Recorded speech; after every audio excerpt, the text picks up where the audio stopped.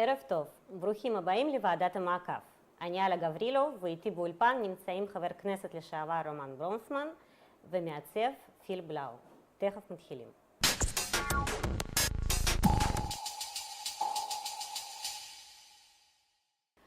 תודה שבאתם, כבוד לי לארח אתכם פה.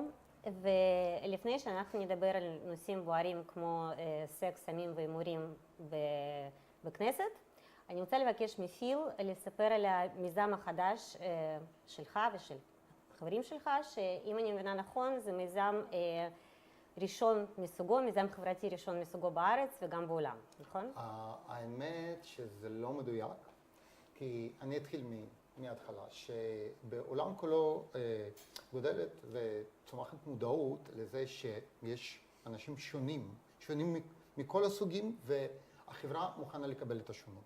עכשיו, כשמדובר בנכים, גם כן, פתאום אנחנו כולם מודעים שיש אנשים עם מגבלות פיזיות שקשה להם להסתדר בחברה, וחברה מתחילה לקבל אותם, לא לדחות אותם לשוליים.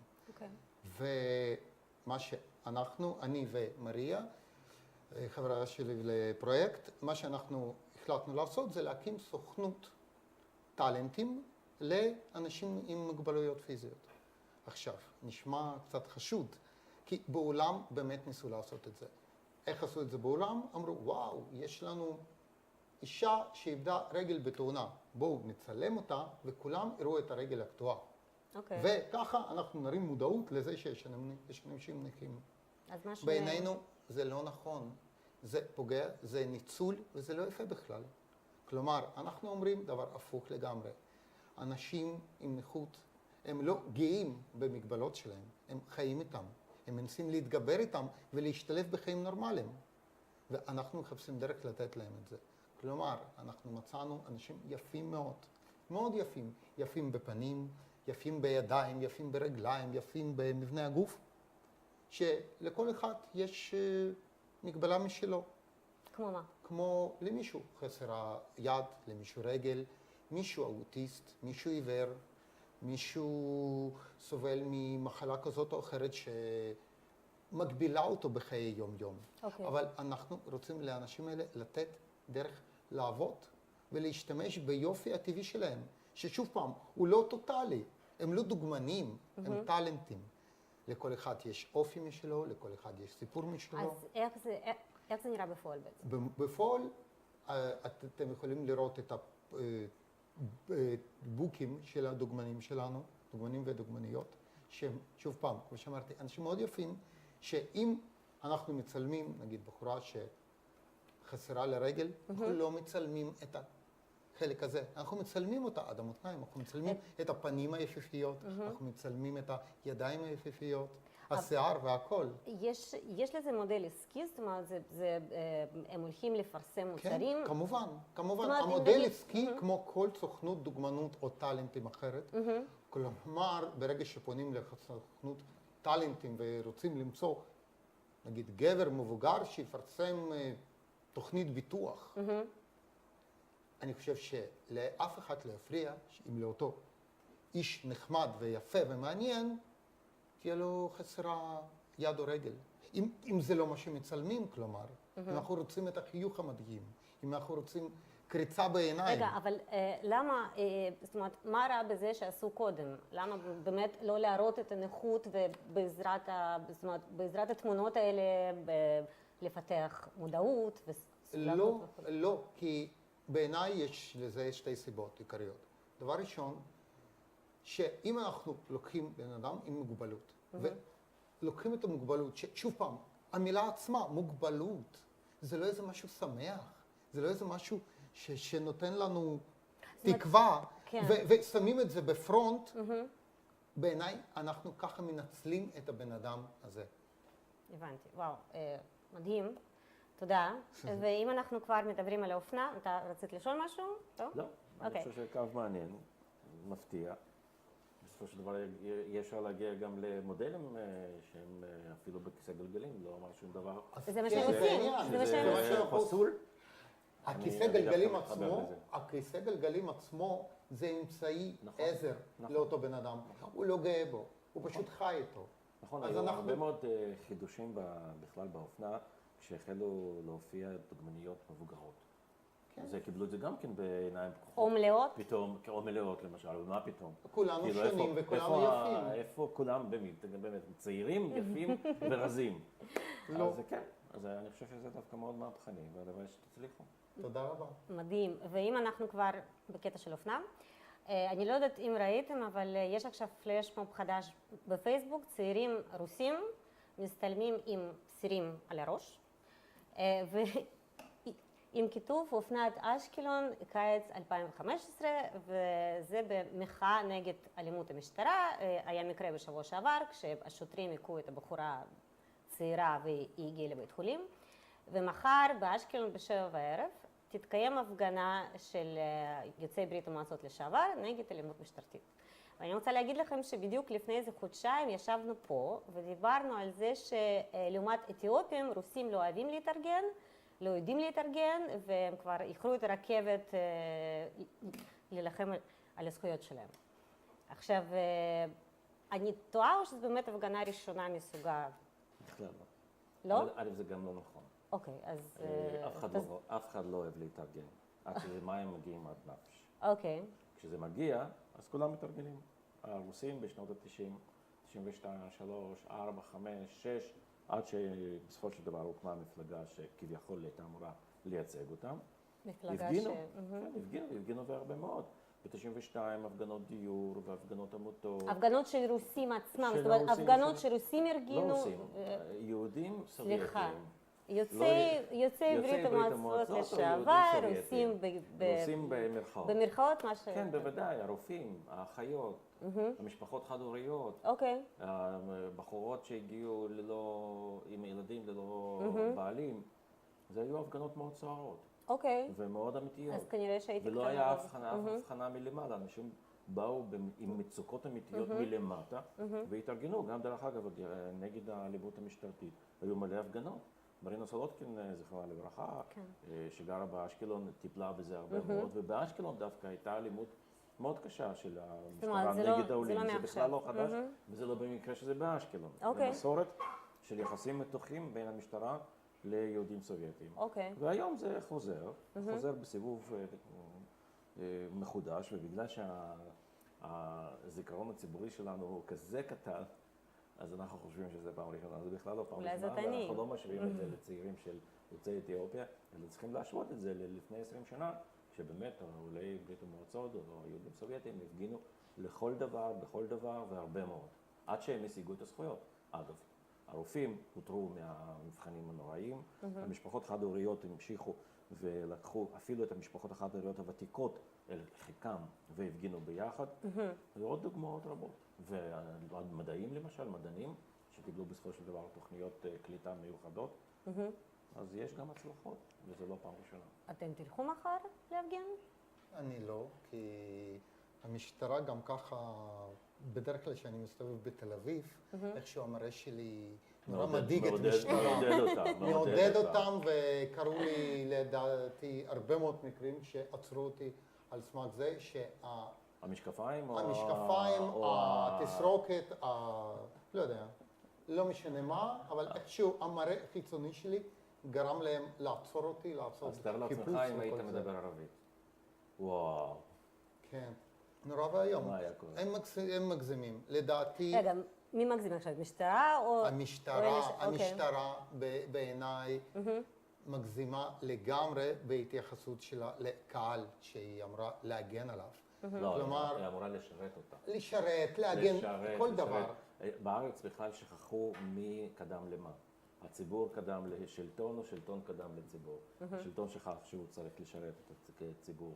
המשטרה בעקבות זה שכחה שהיא צריכה לשרת את הציבור, ויש לנו בעיה אמיתית חברתית. וזה מתבטא גם באלימות נגד אתיופים, רוסים, או איך שאת קוראת להם, לא משנה, אבל נגד המוחלשים. רגע, זאת אומרת, זה לא בעצם בעיה... אני כבר לא מדבר על הערבים וחרדים, כן? שזה בכלל סיפור אחר. זאת אומרת, זה לא בעיה מגזרית, זה בעיה כללית של חברות החלשות. זה בעיה תפיסה, אבל היא מופנית נגד המגזרים החלשים. הבנתי. ואתם חושבים שאפשר להשיג בעזרת זה משהו? כן, נקודתית אפשר. נקודתית כמו מה?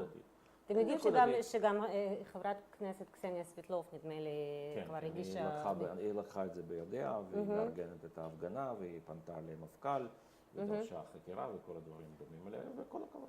אני לא מאמין שאפשר באמת בדרך הפגנה, או פלאש מוב בפייסבוק להשיג משהו, כי בעיניי צריך פשוט להחליף 50% של כוח אדם שעובד כרגע במשטרת ישראל. זה לא נכון. צריכים להחליף דיסקט אחד אצל ראש הממשלה.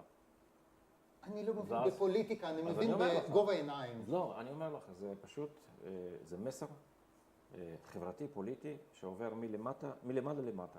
ברגע שאתה מחליף את ה... מה המסר, סליחה? המסר, בדיוק מה שאמרתי. אנשים שכחו מי שלח את מי לאן. אנחנו שלחנו את הפוליטיקאים ואת ראשי הממשלה והממשלה כולה לשרת אותנו ולא להפך. והם שכחו את זה. זה הכל, זה סימפל. ואם המשטרה ברגע שתקבל מסרים אחרים ותקבל קוד התנהגות אחרת, תתנהג אחרת.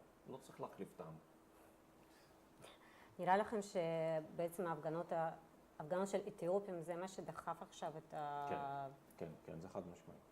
כי אם, סליחה, זה ביטוי, אלה יכולים, לא רציתי להגיד מילה ברוסית, בדיוק כפי שהרוסים, 80% מהרוסים משתמשים בה כלפי אתיופים, אז למה אנחנו לא יכולים? אז גם אנחנו, הנה, יש לנו את ה... זאת אומרת, זה כזה הפוך על הפוך, הרוסים הם גזענים והם לא חושבים הרבה על אתיופים, ואז אם אתיופים... בטח שלא, גזענים, הרוסים לא גזענים, הסובייטים גזענים. הרוסים לא גזענים, אין רוסים בכלל. הם לא קיימים. יש סובייטים, ורוב המכריע של הסובייטים, מי שלא שייך לקבוצת מיעוט זו או אחרת, או מי שנולד לתוך המנטליות הסובייטית, הוא גזען.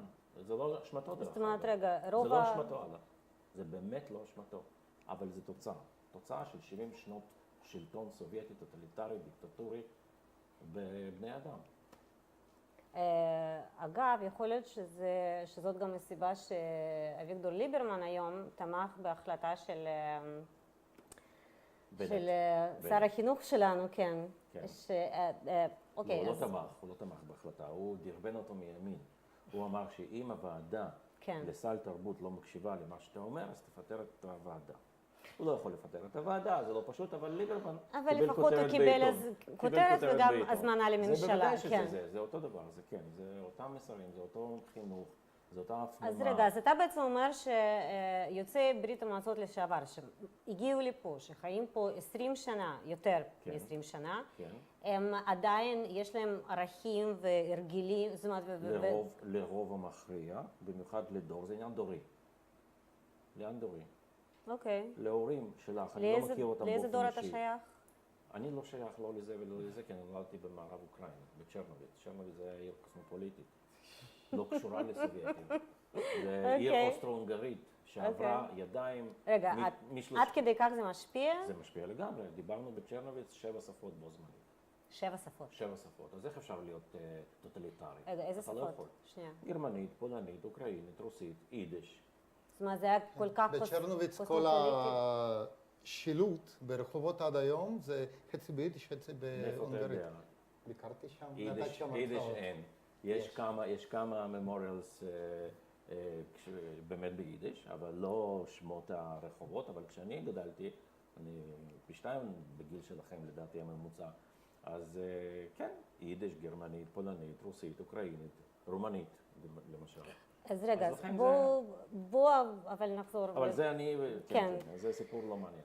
לא, זה סיפור מרתק האמת, אבל אני באמת רוצה להקדיש כמה דקות למה שקורה עכשיו מבחינת התרבות בארץ. זאת אומרת, כבר אמרנו ששר החינוך החליט להוציא מהסל התרבות הצגה שנקראת הזמן המקביל, שעוסקת במחבל פלסטיני שרצח חייל צה"ל. ובנט עשה את זה, כמו שאני הבנתי, בניגוד להחלטה של ועדת הרפרטואר של סל תרבות, שהחליטה שאין בהצגה הזאת שום הסתה, קריאה לאלימות וכו'. עכשיו מירי רגב, סליחה, לפני כמה ימים, איימה לבטל מימון לתיאטרון ערבי-יהודי של נורמן עיסא, בגלל זה שהוא סירב להופיע בבקעת הירדן. כן, ויש עוד סיפור. היא כבר ביטלה תמיכה בשואו, דאנס שואו, של בחור דרך אגב יוצא ברית המועצות, אני לא זוכר איך זה נקרא, שגם כן בנוי על חומרים ויזואליים של תנועת בצלם. זה עבר יחסית בשקט, כי זה באמת היה לגמרי כביכול שואו בשוליים. אבל כן, יש התקפה רבתית על תכנים שהם לא תכנים של הימין הקיצוני. כן, מה רצית לשאול? אני מנסה להבין, זה פשוט הגענו לזמנים החשוכים, או שבאמת יש בזה משהו ואנחנו מתעלמים יכול להיות שיש בזה היגיון, יכול להיות שזה למטרה טוב. כן. אני קודם כל חושב שהחברה המודרנית היא כל כך מפוצלת ואין איזו אידיאולוגיה גלובלית. כלומר, אם אפילו מנסים מלמעלה להוריד לנו משהו, אפשר לראות שיש מיליון קבוצות ומיליון כיוונים, ואני בתור בן אדם שפשוט מקבל הכל, אולי מעמדה קצת אנרכיסטית, אבל בכל זאת מקבל הכל, אני חושב שהפוליטיקאים לא אמורים להתערב בכלל ביצירה כלשהי, ולא משנה אם זה לפי עמדות שלהם, אם זה ניגוד טוטלי, זה פשוט לא הכיוון. כמו שהם לא אמורים להתעסק בדברים שקשורים נגיד למשרד שהם לא מייצגים. טוב, הוא שר החינוך. אבל עוד פעם, יש חינוך ויש יצירה, אומנים יוצרים חופשי. זה ההיגיון, זה מהות הדבר. זה בשביל זה קמה בכלל ועדה. ועדת הסל זה ועדה שיושבת, שמוצגת מכל מיני נציגים כביכול פלורליסטים, מכל הקבוצות שאתה התכוונת אליהם, והיא מגדירה מה זה סל תרבות, מי נכנס, מה נכנס, איזה ספרים קוראים, איזה הצגות הולכים לראות וכו' וכו'. אז מה ששר מנסה, לכופף את הידעה של הוועדה, וליברמן הציע אפילו אם הם לא הוציאו לפי ההוראה שלך תוכן זה או אחר מהסל, אז תפטר את הוועדה ותקבע ועדה חדשה. בוודאי שזה לא מנהל תקין, ואני מקווה שגם יועץ המשפטי לממשלה לא ייתן לזה יד. אבל כן, זה...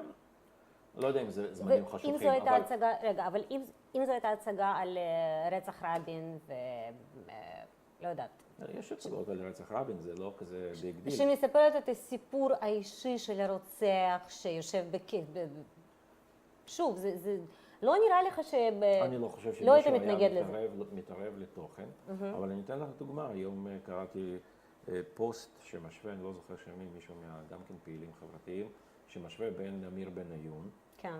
שמבמת בית ראש הממשלה מופיע וקורא בסופו של דבר להסתה נגד הערבים וגם נגד השמאלנים כמונו. מול הבחור הזה הבמאי שהצגתו נפסלה, ואז הוא באמת, הפוסט הזה פונה לממשלה ושואל אז מה אתם עושים עם בניון? אולי כל הבעיה הוא שזה ערבי וזה יהודי, וזה בדיוק זה. זה מה שרציתי להגיד. חוץ מזה שיש התערבות גסה בתכנים, יש רדיפה של המיעוט הערבי, וזה לא מאתמול, וזה לא משלשום, זה כבר כמה שנים. אנחנו מאוד מתקרבים לזמנים שהם לא שוכחים, זה זמנים ממש קשים לזכויות האדם. אתה מסכים עם זה? זה עד כדי כך מסמן את אני במדינת תל אביב, שהכל פתוח והכל מותר. הכל ורוד. הכל קשת. הכל ורוד, כן. אבל מדינת תל אביב נגמרת בערך אגב, שמעתם שהיום... בראשון לציון, ובדרך לתל אביב היא עוצרת במודיעין. אז זה מדינת תל אביב, אבל יש מדינת ישראל שהיא אחרת, לצערי. אגב, קשת, היום, אני לא יודעת אם שמעתם, אוניברסיטת בר אילן אסרה חודש הגאווה באוניברסיטה? לא חודש, היא אסרה סך כל סמינר או איזשהו מפגש. סמינר שמוקדש לחודש הגאווה. כן, אבל בביטוי נוראי. כי הם השוו את ההומוסקסואליות לפדופיליה. הם אמרו... זה טעות שעושים בכל העולם ומשתמשים במטרות אידיאולוגיות. כן, אז הם אמרו שמה אתם רוצים, ואם הפדופילים היו רוצים להתכנס, למה היינו נותנים להיכנס? זה המסר. אז כתבתי בעקבות זה שמי שמארגן מצעד בתל אביב צריך לשנות מסלול וללכת במקום לחוף, ללכת לבר אילן. כי במקום קרנבל שמתוכנן זה היה הרבה יותר מועיל, אבל כל בודד במדבר. הבנתי. טוב, המון תודה לכם. תודה לכם. אנחנו נאלצים לסיים. תודה גם לגבי פרישלנדר, לילי ורדי ולענת רוזנבלום, ואני מזכירה לכולם שביום שישי מצעד הגאווה תבואו, תהיה שמח.